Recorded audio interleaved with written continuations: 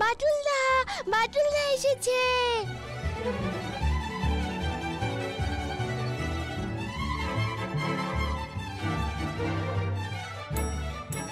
বাটুলদা, চারপাশটা দেখো, কত ছোট ছোট ঘর বাড়ি।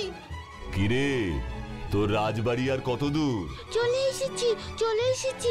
থামো থামো, আমাকে নামাও। চলে এসেছি? রাজবাড়ি কোথায়? এসোই না। এই দেখো আমাদের রাজবাড়ি, কত বড়।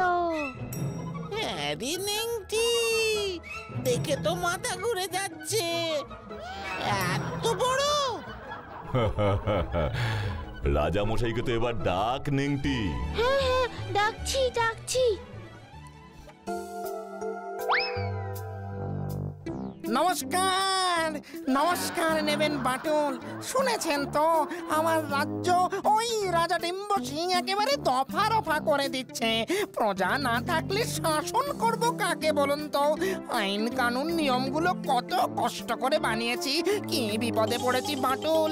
সেবাস সেবাস। ইঁদুরও ইংলিশ বলছে রে বাচ্চু।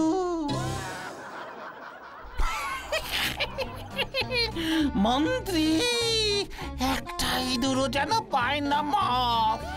ইঁদুর কুল কি এখনো হয় নাই সাফ? চেষ্টা চলিতেছে, চেষ্টা চলিতেছে। বাঁশিওয়ালা রোজই বাঁশিতে পু দিতেছে। ইঁদুর কুল ভাগিতেছে, ভাগিতেছে।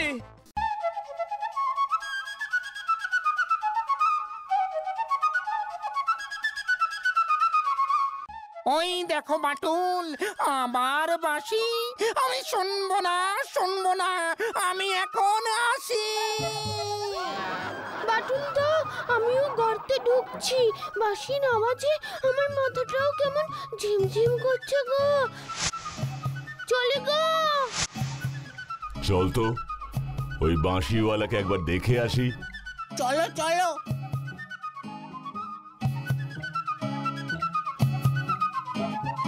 ও বাটুলদা, দেখেছো?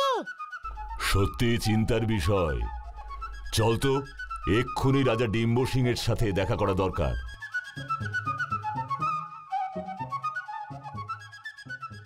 যেদিকে তাকাই অনলি দ্যাট, অনলি দ্যাট। যদি থাকি তো ইয়াদের মধ্যে একটি ক্যাট, একটি ক্যাট। সম্পাপড়ি ভাবিয়া আমার গোপ খাইয়া ফেলা। বোঝো এবার লাগে কেমন ঠেলা, কেমন ঠেলা। মেলা, মেলা ইঁদুর ভাগিতেছে। চারিদিক থেকে খবর আসিতেছে। যুদ্ধ, যুদ্ধ রাজা মশাই। ভেন্ডির রাজা আমাদের খাম্বুনগরে আক্রমণ করিতে আসিতেছে। মন্ত্রী, মন্ত্রীও কি বলে? যুদ্ধ, যুদ্ধ, যুদ্ধ। ভেন্ডির রাজা আক্রমণ করিতেছে নাকি? আমাদেরও তো তবে আর বিশেষ সময় নাই বাকি। মন্ত্রী, আমি এই সব কিছু বন্ধ করতে পারি, কিন্তু একটা শর্তে। তোমাকে আর দুর্গাকে আমাকে ছুঁয়ে কথা দিতে হবে, এর সাথে তোমরা কোনো যোগাযোগ আর রাখবে না। শোনো, আমরা এখনো তোমার মতন এতটা পাথর হয়ে যায়নি। তোমাকে ছুঁয়ে আমি এত বড় কথাটা। এটাই আমার শেষ কথা তোমাকে। দাদা ভাই, পুতুলটা না দিয়ে এসেছি। আস্তে, একেবারে বজরংবলী আন্টির হাতে দিয়েছো তো? না, আমরা তো দরজা দিয়ে গড়িয়ে দিয়েছি। ঘরে তো ঠাম্মু ছিল, তাই ঢুকতে পারিনি। মা ঘরে ছিল? এ বাবা, যদি মার হাতে পড়ে তাহলে তো মুশকিল। ওনার কোনো সর্দারজির সাথে পরিচয় ছিল? সর্দারজি? না। ঠিক আছে, আমি তাও বলবো আপনারা একটু ঠান্ডা মাথায় ভাবুন। আসলে আমার জানাটা খুব দরকার। আমি তাহলে আসি, কিছু মনে পড়লে আমাকে অবশ্যই জানাবেন। আচ্ছা।